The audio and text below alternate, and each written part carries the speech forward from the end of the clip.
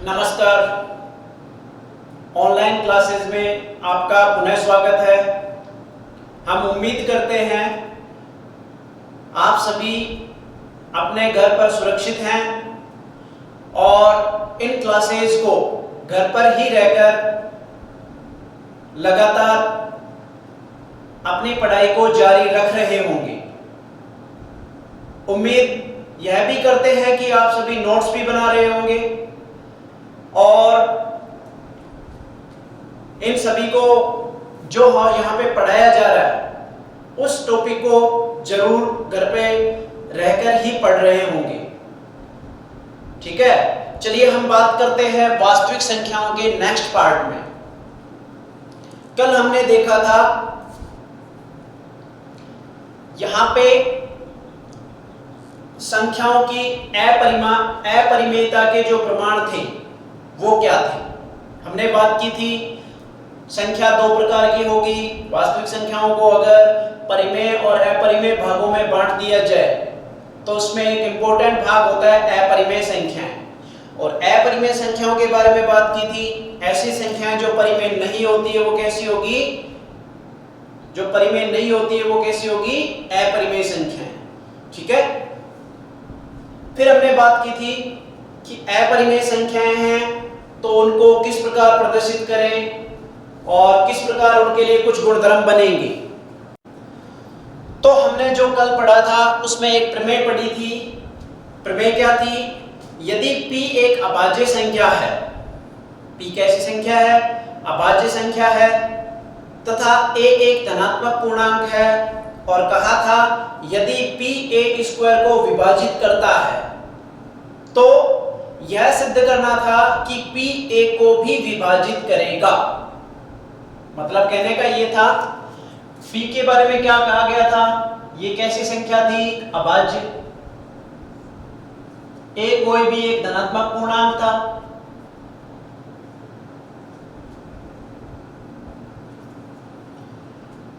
यदि p square किसको विभाजित p किसको विभाजित करे, a स्क्वायर को विभाजित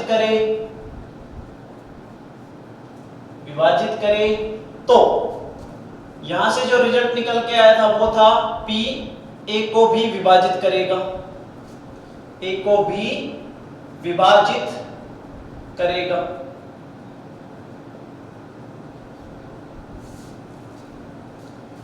ठीक है, चलिए इसका उपयोग करते हैं इस प्रमेय का कि जो कुछ अपरिमेय संख्याएं हैं उनको कैसे हम सिद्ध करें। जो कि यहाँ बात अंक प्राप्त करने की है, तो जब परीक्षा में सवाल आएंगे तो 2 अंक 3 अंक इस प्रकार अंक आएंगे। मतलब हमें इसका जो डिस्क्राइब, जो पूरा डिटेल में जो विधि है उसको डिस्क्राइब करना होगा, उसका विवरण देना होगा। तो इसलिए हम डिटेल में ही पढ़ेंगे। यहाँ पे सबसे पहले बात करते हैं, एक एग्जाम्पल लेते हैं। यहाँ पे ध्यान दीजिए, एग्जाम्पल क्या है। अगर यहाँ एग्जाम्पल की बात करें तो प्रमाणित कीजिए कि √2 एक अपरिमेय संख्या है। एग्जाम्पल क्या है, प्रमाणित कीजिए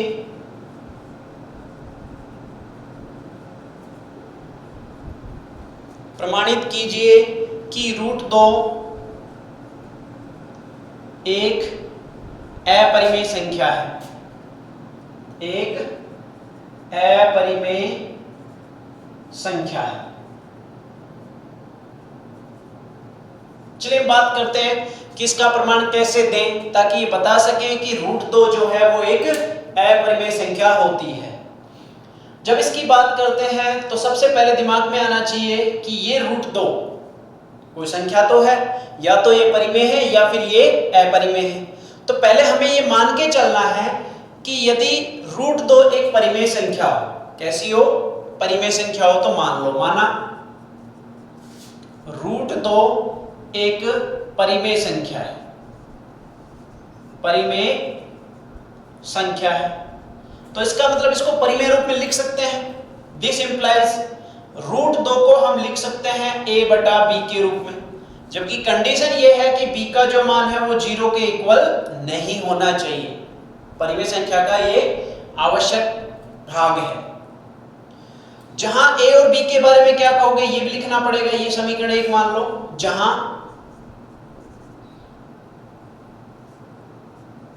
जहां a तथा b सह अभाज्य संख्या है। कैसी? सह अभाज्य संख्या है।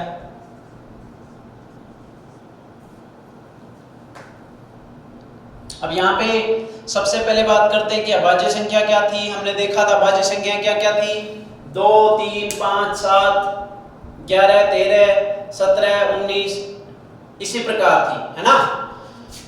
और अब बात करते हैं सह अभाज्य संख्याएं। सह अभाज्य संख्याएं में मतलब यहाँ पे दो संख्याओं की बात हो रही है। कितनी संख्याओं की? दो। और सह का मतलब जो साथ साथ में अभाज्य हो। इसका मतलब ये है अभाज्य मतलब जिनमें से कॉमन नहीं आए, और कॉमन नहीं आए उसका मतलब कॉमन हमेशा कितना आए? एक। हम जानते हैं, क्या जानते हैं? पहले चलिए हम बात करते हैं किसकी? अभाज्य संख्या की। अभाज्य संख्या को सदैव किस रूप में लिखा गया था? 1 into p। क्लियर है?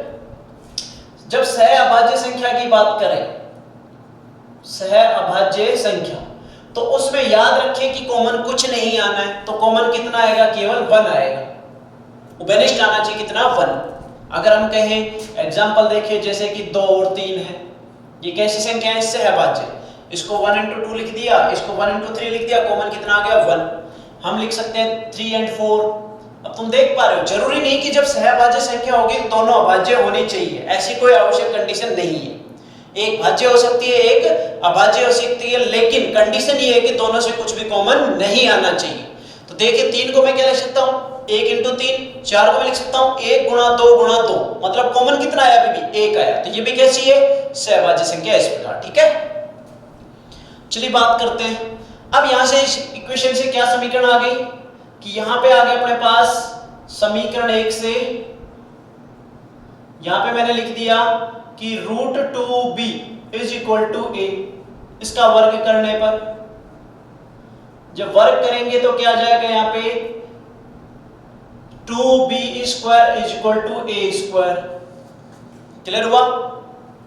2b square is equal to a square. अब यहां पे देख पा रहे हैं कि दिस इंप्लाइज 2b स्क्वायर किससे? 2 से, क्योंकि इसके गुणा में कितना लिखा है? 2, तो 2 का भाग जा सकता है। 2b स्क्वायर 2 से विभाजित होगा, विभाजित होगा। दिस इंप्लाइज, ध्यान दीजिए, अगर ये 2 से विभाजित है तो ये 2 तो इक्वल है। 2b स्क्वायर किसके इक्वल है? a स्क्वायर किसके इक्वल है? a स्क्वायर भी किससे विभाजित होगा? a स्क्वायर भी 2 से विभाजित होगा, विभाजित होगा। क्लियर है? अब यहां देख पाए कि जब a स्क्वायर 2 से विभाजित है तो इस प्रमेय का उपयोग करो। a स्क्वायर किससे विभाजित है? p से, और 2 हमेशा कैसी संख्या होती है? अभाज्य। तो a स्क्वायर जब p से विभाजित है, इसका मतलब a भी किससे विभाजित होगा? p से। दिस इंप्लाइज a भी 2 से विभाजित होगा, विभाजित होगा। ये किससे है? प्रमेय से। क्लियर हुआ? इसका मतलब मैं लिख सकता हूं कि a बराबर 2c। a में किसका भाग गया है? 2 का, जो किसके बराबर है? c का। इसका मतलब a बराबर कितना? 2c माना। क्लियर हुआ? जब इसका स्क्वायर कर देंगे तो क्या हो जाएगा? क्योंकि इस समीकरण में बात कर ले, इसको मैं 2 नंबर मान लिया है। वर्ग करने पर, क्या करने पर? इसका वर्ग करने पर, जब वर्ग किया तो क्या आ गया? a स्क्वायर बराबर 4c स्क्वायर। कारण क्या है? क्योंकि यहां पे a स्क्वायर की जरूरत है, तो यहां से जो a बराबर 2c आया है उसे हमने क्या कर दिया? उसका वर्ग करके लिख दिया 4c स्क्वायर। समीकरण नंबर 3। अब हम लिखेंगे समीकरण 2 व 3 से, समीकरण 2 व 3 से। जब 2 व 3 से लिखेंगे तो 2 में क्या लिखा है? 2b स्क्वायर बराबर किसका मान चाहिए? a स्क्वायर का, जो किसके बराबर है? 4c square. तो यहां पे लिख दिया कितना? 4c square. क्लियर है? यहां पे देख पा रहे हैं कि b स्क्वायर 2 का भाग दे दीजिए दोनों साइड में, तो b स्क्वायर बराबर कितना? 2c square. अब तुम देख पाओ कि 2c स्क्वायर किससे विभाजित होगा? 2 से विभाजित होगा।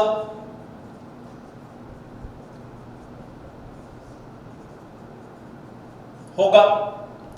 दिस इंप्लाइज b स्क्वायर किससे विभाजित होगा? 2 से विभाजित होगा, विभाजित होगा। हम कह सकते हैं कि BB किससे विभाजित होगा, B 2 से विभाजित होगा। क्यों? प्रमेय से होगा, प्रमेय से। क्लियर है? अब देखिए यहां पे क्या लिखा है कि A 2 से विभाजित है, यहां क्या लिखा है B 2 से विभाजित है। अगर AB 2 से विभाजित है, BB 2 से विभाजित है, तो इसका मतलब दोनों अभाज्य है क्या, सहअभाज्य है क्या? बात तो ये हुई थी सहअभाज्य के लिए कॉमन कितना आना चाहिए, 1, लेकिन यहां पे ओबेलिस्ट आ रहा है कितना, 2। इसका मतलब ये दोनों, इसका मतलब दिस इंप्लाइज हम कह सकते हैं कि A तथा B दोनों सहअभाज्य संख्याएं नहीं है। दिस इंप्लाइज हम कह सकते हैं, दिस इंप्लाइज यह तर्क संगत नहीं, तर्क संगत नहीं। दिस इंप्लाइज हम कह सकते हैं, क्योंकि यहाँ पे माना था सहअभाज्य, लेकिन यहाँ पे सहअभाज्य संख्याएं नहीं आ रही है, इस कारण हम कह सकते हैं दिस इंप्लाइज यह उस तथ्य का विरोधी, उस तथ्य का विरोधाभासी है, विरोधाभासी है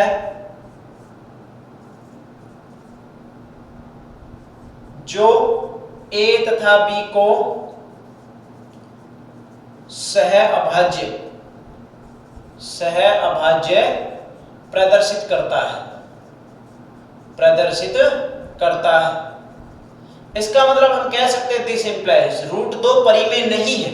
माना कैसा था, परिमेय, लेकिन √2 परिमेय संख्या नहीं है। ये हमें प्राप्त हुआ है किसके माध्यम से, इस कथन के माध्यम से, परिमेय नहीं। नोट कीजिए इसे, बड़ा आसान, कहते हैं बड़ी आसान विधि है, ज्ञात करने में कोई दिक्कत नहीं है। सबसे पहले क्या करना है एक बार समझिए, √2 को परिमेय संख्या मान लेना है, परिमेय A बटा B के रूप में लिखा जाएगा, जहां पे A और B के बारे में कहना है कैसी संख्या है, सहअभाज्य संख्या है। ठीक है, अब क्या करना है, इसका वर्ग कर देना है, कड़ाई की प्रमेय लगा देनी है, ये लगा दी प्रमेय। अगेन जो संबंध आया उससे उसको स्थापित करना है, फिर पुनः वर्ग किया, मान निकाला, लास्ट में ये आ गया। अब हमने देखा कि यहाँ पे A 2 से विभाजित है, यहाँ क्या आ गया B 2 से विभाजित है। इसका मतलब यह कथन तर्क संगत नहीं रहा। इसका मतलब यह कथन, इस कथन का यह कथन कैसा हो गया, विरोधाभासी। इसका मतलब यह संख्या वास्तव में कैसी नहीं थी, परिमेय नहीं थी। कैसी थी, अपरिमेय संख्या। ठीक है, परिमेय संख्या नहीं आता है, √2 कैसी संख्या होगी, अपरिमेय संख्या होगी। नोट कीजिए, एक क्वेश्चन और देखते हैं।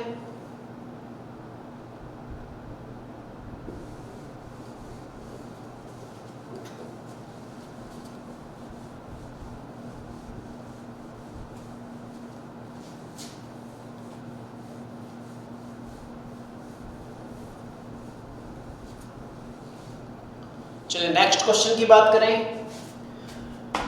प्रमाणित कीजिए कि √3 कितना ले लिया, अब √3 एक अपरिमेय संख्या है।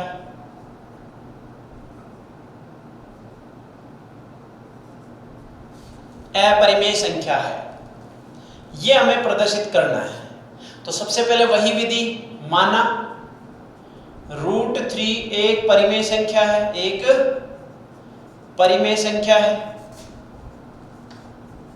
इसका मतलब मैं लिख सकता हूं कितना, √3 = A बटा B, जहां लिख देना कि B का मान कितना नहीं होगा, 0, तथा A तथा B कैसी संख्या है, सहअभाज्य संख्या है, और इसे हमें मानना है समीकरण नंबर 1। अब क्या करना है, यहां से वज्र गुणन विधि से √3b = A, वर्ग करने पर क्या आ गया अपने पास, 9b² = A²। क्लियर हो गया, 9b² = A²। इसका मतलब मैं यहां पे लिख सकता हूं कितना, ध्यान दीजिए, दिस इंप्लाइज 9b² 3 से विभाजित होगा,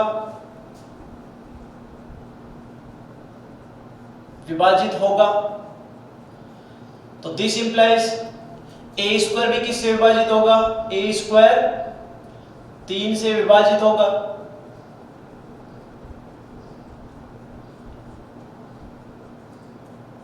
दिस इंप्लाइज हम कह सकते हैं प्रमेय से ए बी किससे विभाजित होगा? 3 से विभाजित होगा, विभाजित होगा। लिख देना किससे? प्रमेय से। इसका मतलब मैं कह सकता हूं कि जो a है वो 3 के गुणनखंड के रूप में आएगा, a बराबर 3c माना। अब इस पे एक समीकरण, ये क्या थी? समीकरण नंबर 2। हमें क्या चाहिए? a स्क्वायर का मान चाहिए, तो इसका क्या करना पड़ेगा? वर्ग करना पड़ेगा। तो वर्ग करने पर जब वर्ग किया गया तो कितना आ गया? a स्क्वायर बराबर 9c स्क्वायर। क्लियर हो गया? a स्क्वायर बराबर 9c स्क्वायर। इसका मतलब यहां पे मैं कह सकता हूं, अच्छा एक चीज है, थोड़ा यहां गलत हो गया है। जब √3 का स्क्वायर होगा तो कितना होगा? 3b square. ठीक है, ध्यान दीजिए एक बार। अगेन इस क्वेश्चन की बात करते हैं कि जब यहां पे दूसरा जो क्वेश्चन है उसकी हम बात करें,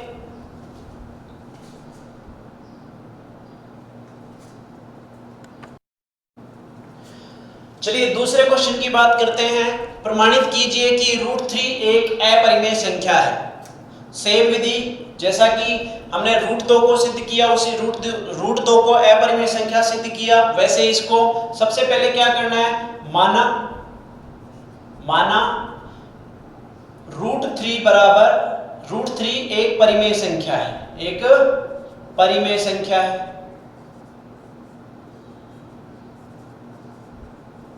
अगर √3 एक परिमेय संख्या है, इसका मतलब हम कह सकते हैं कि √3 को हम लिख सकते हैं a बटा b के रूप में। कंडीशन वही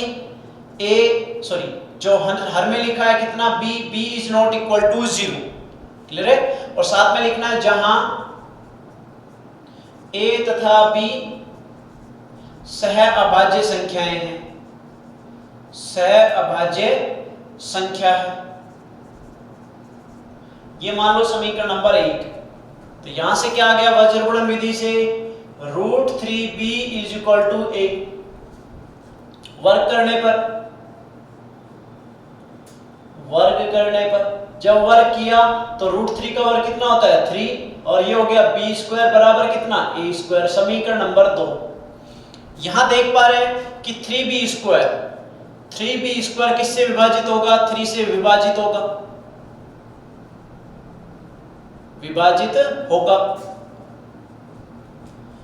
क्योंकि 3b स्क्वायर किसके बराबर है? a स्क्वायर के। इसका मतलब a स्क्वायर भी किससे विभाजित होगा? 3 से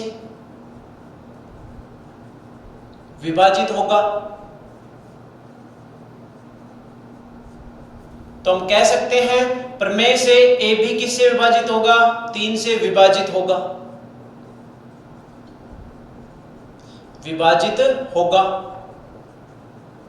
किसके प्रयोग से?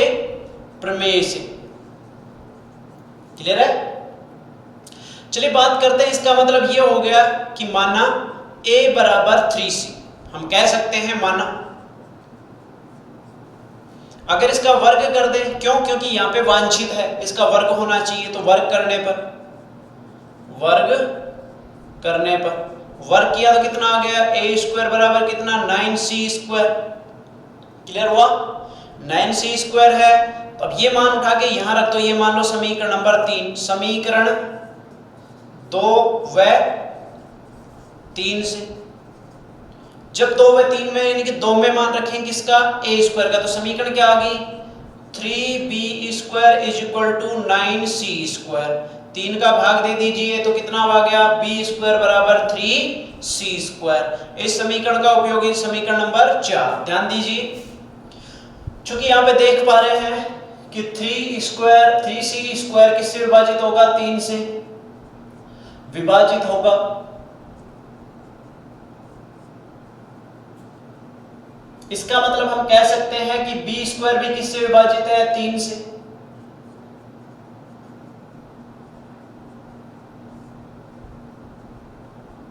और इससे हम जानते हैं कि b भी किससे विभाजित होगा? 3 से।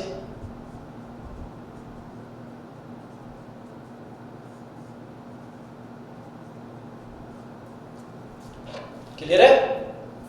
ये किसके माध्यम से? प्रमेय से। अब देखो यहां पे क्या लिखा है, a 3 से विभाजित है, यहां क्या लिखा है, b 3 से विभाजित है। इसका मतलब ये हुआ कि a और b में 3 उभयनिष्ठ गुणनखंड है, जबकि ये कैसी संख्याएं थी, सहअभाज्य संख्या थी। तो हम कह सकते हैं यहाँ पे कितना कॉमन आना चाहिए था, 1, जबकि आ कितना रहा है, 3। इसका मतलब कह सकते हैं यह कथन उस कथन का विरोधाभासी है, विरोधाभासी है, जो a तथा b को सह अभाज्य बताता है, सह अभाज्य बताता है, संख्या प्रदर्शित करता है।